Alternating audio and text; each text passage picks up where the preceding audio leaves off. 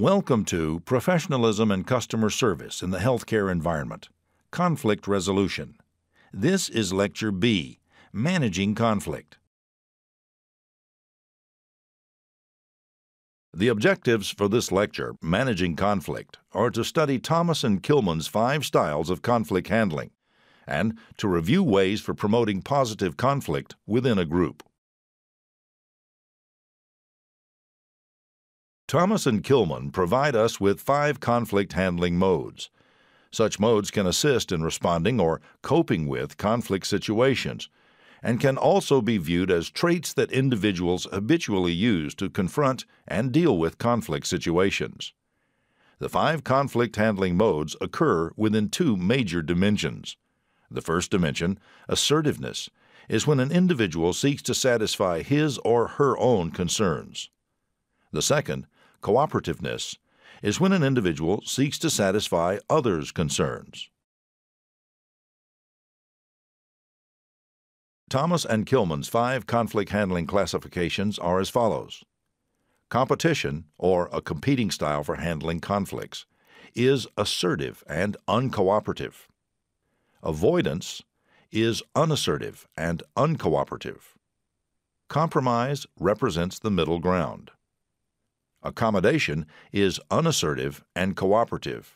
And finally, collaboration is both assertive and cooperative. On the next few slides, we will take a look at what each of these conflict handling classifications means. Again, assertive indicates that an individual is seeking to attain his or her own concerns. Cooperativeness indicates that an individual is looking to satisfy the concerns of others. The figure on this slide, representing Thomas and Kilmann's conflict handling styles, illustrates the 5 conflict handling classifications with respect to the dimensions of assertiveness on the vertical axis and cooperativeness on the horizontal axis. Take a look at the figure. In the upper left corner, we see competing. This style combines assertive and uncooperative behaviors. It signifies a win-lose response to conflict. An individual employing this style of conflict handling seeks to achieve his or her objective at all costs. According to Rahim, such a style disregards any needs, concerns, or desires of the other party. The competing style is suitable for conflicts that are insignificant or for urgent situations that require fast and decisive action. It is also useful for executing upper management's policies and strategies. In a clinical setting, physicians are quite used to being the leaders, and there may be differences between their views and those of the IT staff or between different clinicians. Therefore, this type of conflict handling can and will happen with certain individuals. To level the playing field for these situations, it is very important when implementing clinical systems to appoint a physician champion and to involve him or her in decision-making processes. Moving to the upper right side of the graph, we find the collaborating style.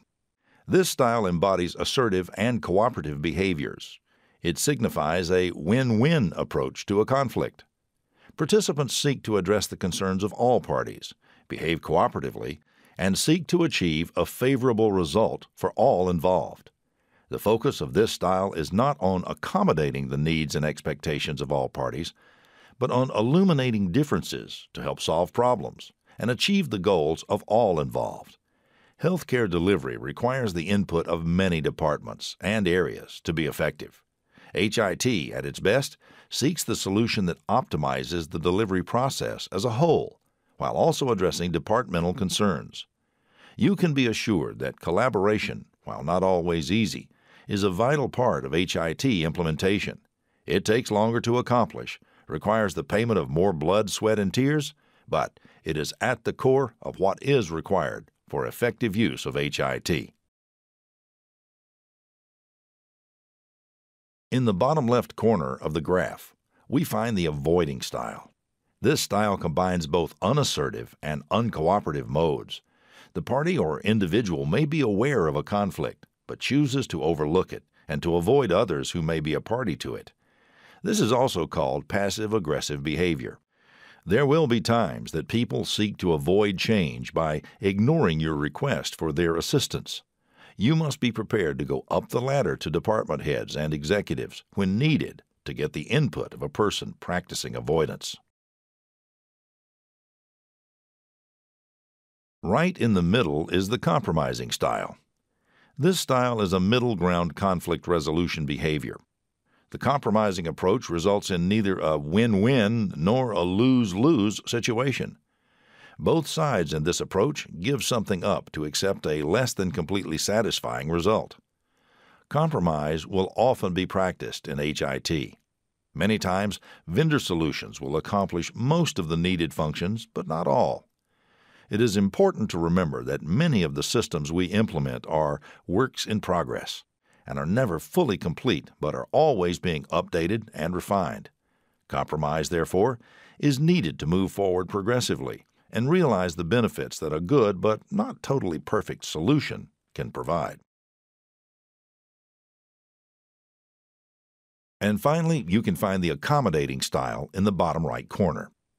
This style represents a combination of unassertive and cooperative behaviors. This approach is apparent when a party to a conflict places a rival party's interests above its own. This conciliatory style may be employed by a weaker party or by a party intent on maintaining a positive, long-term relationship with another.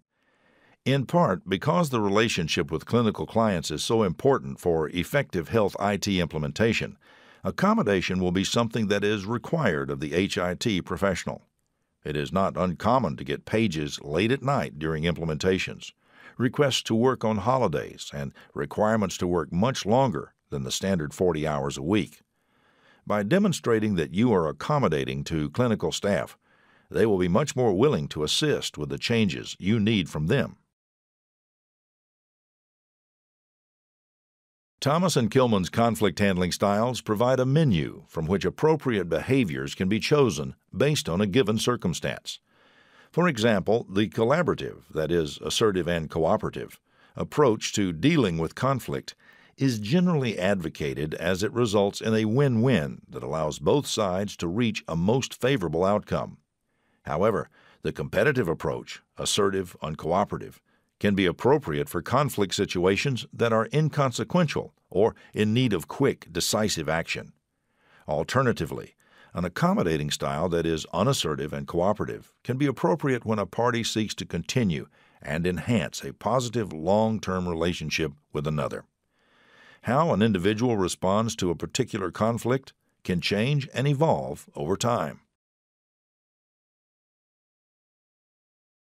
Interestingly, research reveals that individuals have certain innate preferences for handling conflict, and that these correspond to Thomas and Kilmann's conflict handling styles.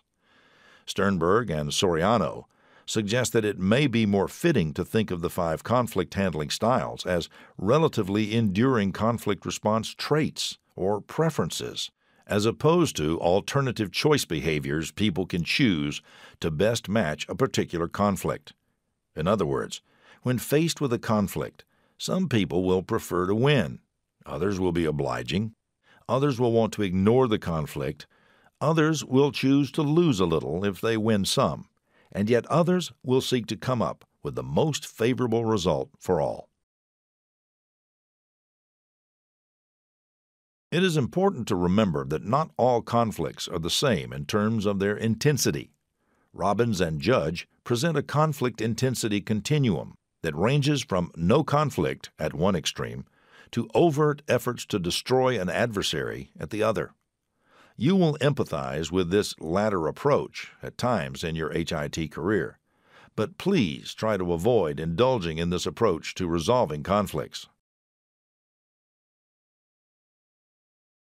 Be prepared to receive threats and ultimatums. An example would be a very impatient emergency department chairman who wants a software vendor to customize some functionality in an emergency department system. When told that the vendor will require time and the solutions must be tested, the physician asked the vendor, "Do you like your job?" The chair had to be told that the vendor liked his job and wanted the solution as much as he did, but that things take time in order to be done correctly. Unfortunately, assertive verbal attacks will frequently occur in conflict situations. You should be like a duck. Let the water, or attack, roll off your back. In your mind, sing the nursery rhyme. Sticks and stones may break my bones. Retaliation is not effective in dealing with these. You must stay entrenched in the rational and reasonable high ground and not indulge in retaliatory attacks. Sometimes conflict occurs in the form of overt questioning. When, not if, this happens to you, it is important to answer what is known factually and not speculate. If you do not know the answer, write down the question and tell the person asking that you will do some research and follow up with them on it later.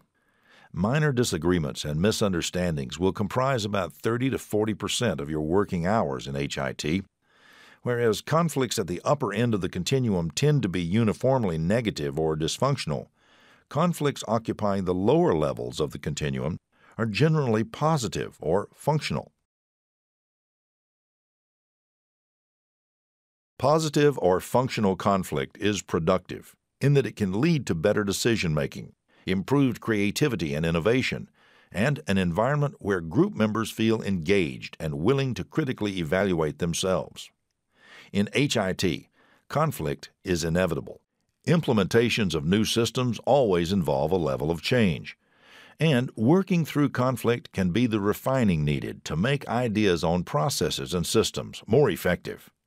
Positive conflict encourages all viewpoints, including those of the minority, to be considered and incorporated into key decisions.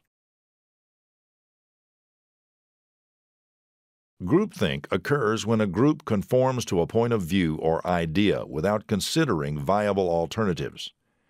As the researcher Janice argues, groupthink is a phenomenon that occurs when a team shuts down conflicting ideas or alternative points of view. In other words, the team begins to think alike and discounts perspectives that are at odds with that thinking. Positive conflict can reduce groupthink. According to Robbins and Judge, positive conflict is an antidote for groupthink. It doesn't allow the group to passively rubber-stamp decisions that may be based on weak assumptions, inadequate consideration of relevant alternatives, or other debilities. Conflict challenges that status quo and therefore furthers the creation of new ideas, promotes reassessment of group goals and activities, and increases the probability that the group will respond to change. Read the quote on the slide from Robbins and Judge. As you can see, although positive conflict can lead to improved group decision-making and functioning, negative conflict can lead to impaired group decision-making. Negative conflict can also inhibit communication and discussion, reduce cohesiveness, and result in negative and dysfunctional infighting and arguing among members. If intense enough, it can destroy a group. In order to stimulate positive conflict, it is necessary to have some level of dissent that forces people to critically examine their assumptions and beliefs, and to fully consider appropriate options. Techniques for encouraging this include rewarding dissent, creating groups with greater diversity and heterogeneity, and including a devil's advocate. A devil's advocate takes a position at odds with the one proposed and agreed upon by a group. In doing so, the devil's advocate attempts to bring others into an argumentative discourse in order to test the strengths of the original positions, possibly identifying weaknesses in its assumptions, and moving the group to a better and more fully reasoned position. This concludes conflict resolution. In summary, we defined conflict and traced how ideas of conflict have changed since the early part of the 20th century. We studied how conflict can be a positive force as well as a negative one. We looked in detail at the various styles that people use for handling conflict. And finally, we examined ways to promote positive conflict in the health information technology arena.